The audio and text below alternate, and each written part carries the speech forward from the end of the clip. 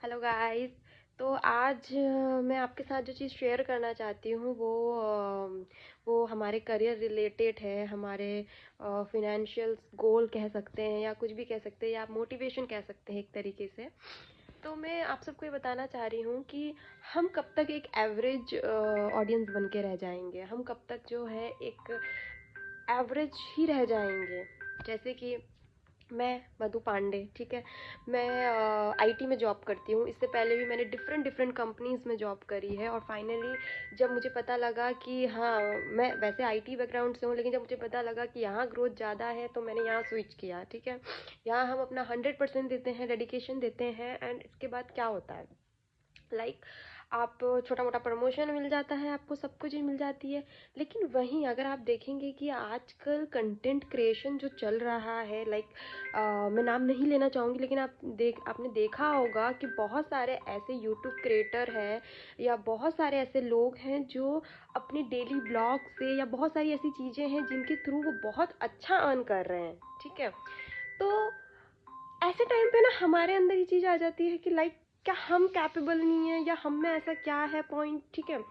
कि हम कहाँ मिस कर रहे हैं। अगर एज अ कोडर मैं बोलूँ तो मैं अपने दिन का 9 आवर्स 10 आवर्स कभी कभी 14 आवर्स या कितना भी आवर्स की अगर हम बात करें तो हम कोडिंग में अपना इतना दिमाग लगाते हैं। जैसे मैं किसी भी टेक्नोलॉजी पे अगर काम कर रही हूँ तो मैं बहुत उस पर एफर्ट्स डाल के हम चीज़ें सीखते हैं, करते हैं, एक्सपर्ट बनते हैं। और जब ऐसे कोई जूनियर्स आते हैं या कोई और आते हैं, आप उन्हें भी वो चीज़ एक्सप्लेन करते हैं, उन्हें जो भी डाउट्स, तो सारी चीज़ें मतलब आप करते हैं ओवरऑल।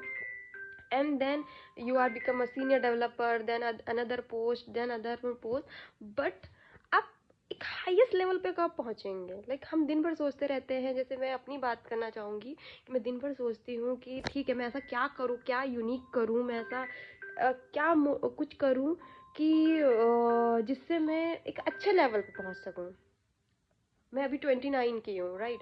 अब 29 में स्टिल अगर मैं वही 1-1.5 लाख की सैलरी या 50,000, आप कुछ भी कहो, अगर मैं इतने में ही अभी हूँ या इससे ज़्यादा कहें, ठीक है, या इससे ज़्यादा भी सैलरी अगर मिलती हो, तो हम कहाँ अभी लाई कर रहे हैं? मतलब ग्रो बहुत कम है। आप देखिए ना कि कितना कंपटीशन है हर चीज़ में।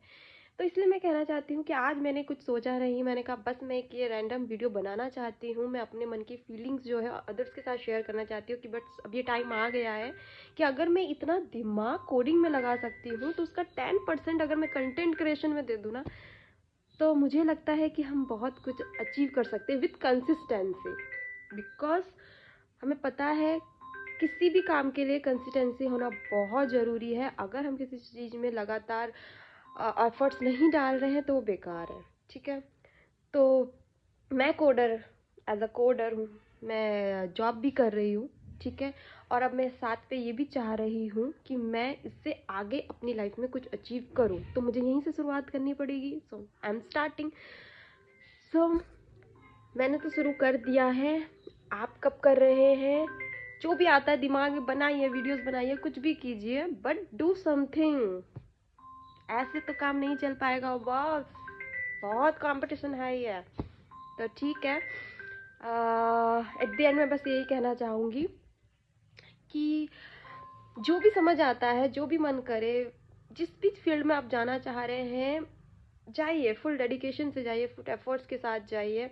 हर चीज़ कीजिए जो आपको अच्छी लग रही है वो कीजिए, लेकिन कीजिए, सिर्फ सोचिए मत। मैं बहुत टाइम से बस सोच ही रही हूँ लेकिन इम्प्लीमेंट नहीं कर रही हूँ। तो मैंने कहा नहीं, अब इट्स वेरी हाई टाइम कि मुझे ये चीज़ें इम्प्लीमेंट करनी चाहिए। सो मैंने तो स्टार्ट कर दिया है and this is my first blog. And to be very honest, ये सारी चीज़ें शेयर करके मुझे बहुत रिलीफ फील हो रहा है। एंड आई होप कि आप भी ये स्टार्ट करें। So all the very best guys, and bye bye. मिलते हैं कोई और एक मोटिवेशनल और एक बहुत अच्छी अच्छी चीज़ें लेके हम यहाँ पे आएंगे। और बिना सोचे, बिना प्रिपरेशन किए, जो भी आएगा माइंड में, I will discuss with you guys. And I know आप मेरा साथ देंगे। Okay, bye bye.